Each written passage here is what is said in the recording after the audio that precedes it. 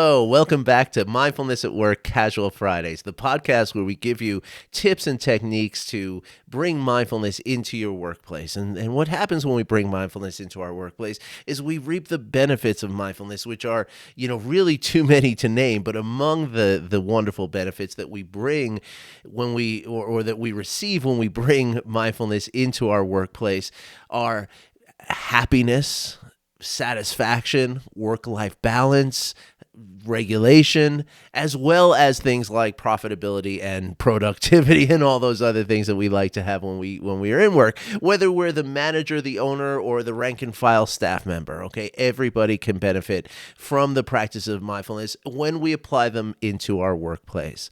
My name is Art Burns, and I'm your host, and I'm really excited to be here with you today. And today I'm going to share with you a really special practice that is it's a practice that I've adapted from another piece of the world, another sort of area of my life that I'm really looking forward to telling you about. But this is a practice of mindful communication. Okay, now communication is something that we're doing all the time, right? Like whether we're at home, we're at work, we're at the grocery store, we're at the baseball game, wherever we are, we're in pretty much. There's always the potential and often the reality, the actuality of communication. It's necessary. Now, the reason I bring that up is because communication then becomes an opportunity where we can practice this thing that we call mindfulness. And remember, mindfulness is a set of skills, okay? It's the skills of focused attention, open awareness, and the ability to access a kind intention, right? And a universal positive regard for the world around us, right? And every opportunity we can, or the opportunities are abundant for us to practice these wonderful skills. And the more we practice, the more skillful we become. So in other words, by bringing mindfulness into our communications, it helps us in all the other areas of our lives, right? Because what we're talking about as we cultivate these skills, we're talking about a different level of integration in our brain and nervous system, which just creates a more functional you. Okay, so today we're going to talk, as I say, about this wonderful form of mindful communication. Okay, now there's a lot of different ways that we can bring mindfulness into communication, and most of them do fit into the workplace. So we're going to talk about many of these moving forward in the weeks ahead. But today I'm going to tell you about this really special practice that I like to call the empathy sandwich. And no, it's not something you just use at lunch. So the sandwich technique or the sandwich concept comes from actually some creative writing courses that I used to take back, maybe 10, 15 years ago. As a hobby, I took a lot of creative writing courses, and I used to really love to do creative writing. Back way, way, way back in the day, this was perhaps the path for me. Didn't work out that way, but I've done it for fun, I was published in a couple of different newsletters here and there, but, never really took off for me. But it is something I love to do, and I love to read too, as you can see from the books behind me on this set here of my basement office here. So in a creative writing course, right? One of the parts of the process, right, is that you get an assignment, or you do your writing, right? It's per the assignment that of the week, whatever, and then at the they're at the end of the week, after everybody's done their assignments, everybody has to share their work with the rest of the group, right? One course that I took, they called it going into the booth, because it felt like you were going into a phone booth completely naked, right? Because you're there and there's, these 10 other people are going to now give you critique and criticism on what you've written. Now, what you've written is very, very, that's a tender place. You don't want that poked too hard. And so they developed this technique of communicating feedback, okay? This is really amazing. Now, many of you have maybe already heard of this. I don't think it's anything that's groundbreaking from this particular course that I was taking or proprietary to this particular course I was taking. I think it's pretty universally used. But the idea is to think of it as a sandwich, okay? So in the context of giving criticism on someone's writing, right, the sandwich looks like you give one positive piece of feedback, right? You give a compliment, something that you really like about the piece, pardon me. And then you give your criticism, right? The meat of the sandwich is going to be the criticism. And then you follow with something else that's positive, right? So it's positive, critical, positive, or praise, criticism, praise, right? Now, the reason for this, and this is scientifically driven here, as everything else that I tell you here in this podcast, and also if you decide to work with me on some level, it's all about the science for me. Yes, the woo-woo comes in and the spirituality comes in, but the science is what drives the whole thing. And the science behind this is very, very clear, right? Anytime that we feel criticized, right, we're going to automatically and in a very subtle and unconscious way, our defenses are going to get up, right? We're going to put up our defense mechanism, right? And in the nervous system, what that and in the brain, what that means is the relocation of our energy into this, sort of survival mechanism that we have. Now, the problem with this, as we're discussing, creative writing, is that as soon as my defense mechanisms are up, I'm no longer hearing what you're really saying, right? At this point, I'm just trying to get out of this, right? So there's not going to be any benefit to the criticism that you're giving me. It's going to go in a very true and actual way. It's like it goes in one ear and out the other. It literally does not get retained within my brain, okay? Now, when we're talking about communication, in the office, in the grocery store, at home, on the train, on the way to work, wherever it is, right? The same concept applies, okay? Especially when it comes to something where, maybe there's some sort of, not even that it has to be a confrontation, but when you need something from someone, right? Or you have something to say that they've done something that, you need to do differently somehow, right?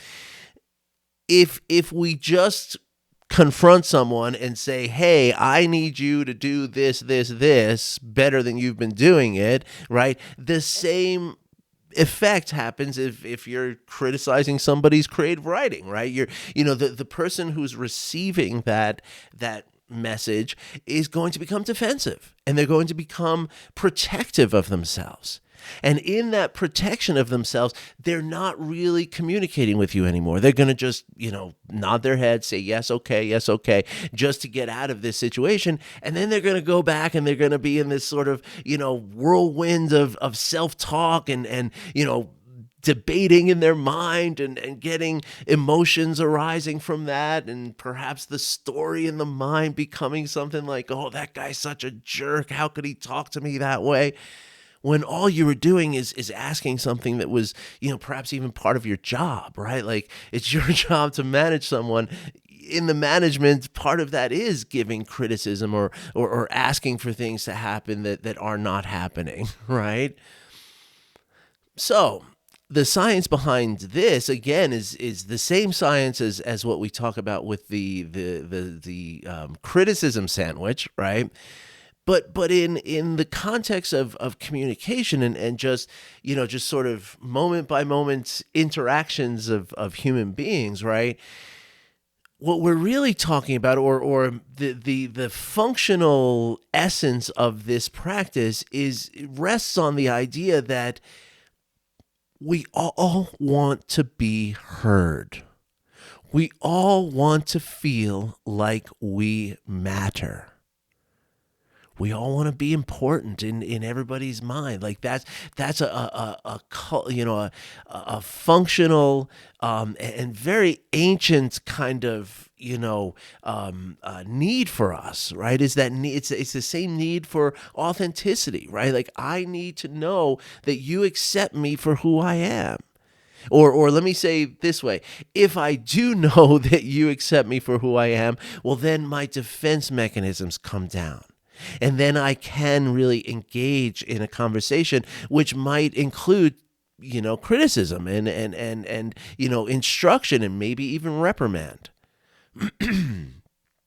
So in other words, what we want to do is, as we, if there's someone in the office that you need to ask to do something they haven't done, or you need to correct them on something, and again, maybe even need to reprimand them or criticize them on something, right? That is what you're doing in that task, as a function of the task, as a reality of that task, is you're telling them that something else matters, right? You're telling them that their behavior matters to me somehow, right? Or I need a certain thing out of your behavior, right?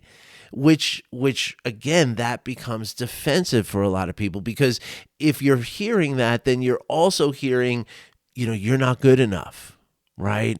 And I don't care what's going on with you. I need you to do this for me, right? And when somebody hears that, and again, part of mindful communication is the recognition that moment by moment, the person with whom we are communicating has stuff going on, right? As I've said to you here in this podcast, and I say all the time in my teaching and my other work, is that every moment, in moment by moment, we are all having an experience of our emotions, of the physical body, and of the thought-based narrative and story in our mind, right? That's every single moment. And so the point that I'm making with this is that, how do you know that the person you're demanding something of, how do you know that they didn't have a fight with their partner in the morning? How do you know that they're not struggling with something? Maybe there's an illness in their family that they're really struggling with. Maybe they're under financial pressure because of something that you have no idea, right? And so in order for us to, so again, mindful communication, holds that into account, right? And says that, or tells us that, everybody's going through something. And so therefore, if I acknowledge that everybody's going through something, and I communicate from the place of that knowledge, well, then my communication is going to become more effective, because I'm going to enter into it with that degree of empathy, right? I don't know what's going on with this person, right? And I want to try to feel into that maybe, and I want to try to at least assume that maybe something is happening, because it could be. Right? Not necessarily, but perhaps. And that could be why the person is making the mistakes in the first place, or not following through, or doing whatever it is that I need to communicate to this person in the first place. So the empathy sandwich is based, again, just like the criticism sandwich, right? Which you can use the criticism sandwich in the office as well, right? Like if you're, if you're going to, sort of correct somebody's behavior, you can say, or let's say somebody, wrote up a little report or something like that, right? You can say, hey, I think you're really clear here. I think you're really well organized, and I think it's really it's got a great flow. However, the language in this paragraph, and the language in this paragraph, and the language here, it has to change. But I really appreciate that you got this done so effectively and efficiently. You did a really, really great job. Let me know if you need any help with the revisions, right? That person is going to walk away from that feeling like, oh man, this is great. Yeah, let me do these revisions. This is awesome, right? As opposed to saying, yeah, I got the report, change these paragraphs as I mark them, and let me know when you're done. Oh man, he hates me. she thinks I'm stupid. Now I'm feeling the emotions of dejection and maybe even some fear and heaviness. And my body is also feeling that, right? The body language changes all of a sudden, right? Versus, or I'm sorry, so those are the two examples of praise and criticism, right? But again, the same thing holds with just about any communication. And by the way, the way I came up with this was I sort of co-created it with a couple that I'm working with to try to get, some less fighting and more, harmonious communication within a couple. So you can bring this home with you as well, right? Because the idea is that in most communications, right, we're trying to get something, right, out of the communication, I mean, not always. Sometimes it's just saying, hey, I think you're a wonderful person. I'm communicating that to you, right? But most of the time it's not, especially at work, right? There's some, some thing that we're trying to get out of this experience, this little communication, right? So that's something for me, right? So the sandwich then becomes, first I want to talk about you and let you know that I feel you.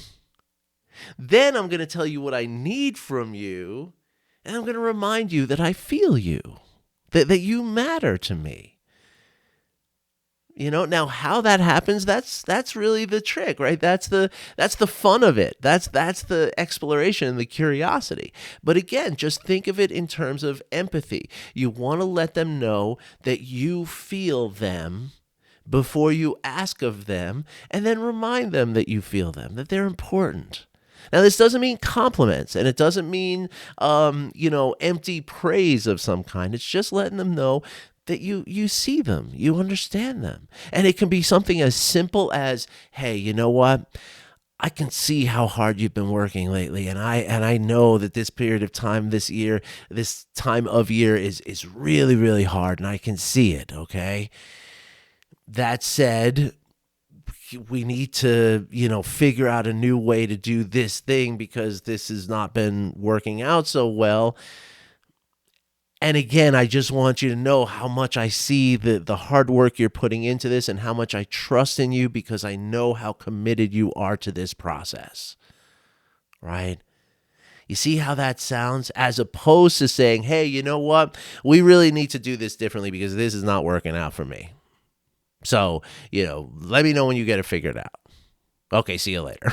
Right. Now, obviously, I'm giving you some like silly, obvious examples here. And that's the thing, right? That this is a very nuanced and subtle process, right? And just like anything else we're talking about here, it's a skill. And just like any other skill, the only way to cultivate this skill of mindful communication, whether it's the empathy sandwich or any of the other ways, the other forms of mindful communication that we're going to talk about here in the coming weeks, the only way to cultivate these skills is through practice. So try it. And try to do it with everyone, right? Every conversation. See if you can see it in the context of this sandwich. Whether it's, again, praise, criticism, praise, empathy, demand, empathy. It's, whatever it is. I'm sure there's, ways that you can apply this concept that I'm not even thinking about right now. And that, again, is the mindful part of it, is that you, as you go into this and start to do this and practice it and do it over and over, you are going to find ways to apply this that I'm not thinking of.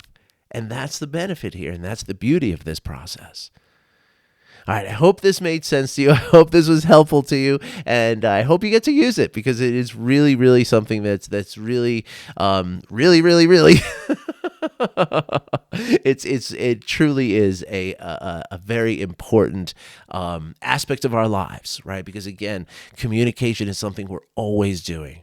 And the more we can communicate with empathy and with kindness and with support, the more those communications are going to be real because we're communicating with the actual person, not with their defense mechanisms. All right. Thank you for listening. Thank you for watching. I wish you well. I hope you all have a great weekend, and I will be back next Friday with another episode of Showing Up to. I'm sorry, that's my other podcast of Mindfulness at Work. Casual Fridays. Having two podcasts is getting a little confusing, but we're going to work it out. Have a great day, everybody. Bye-bye.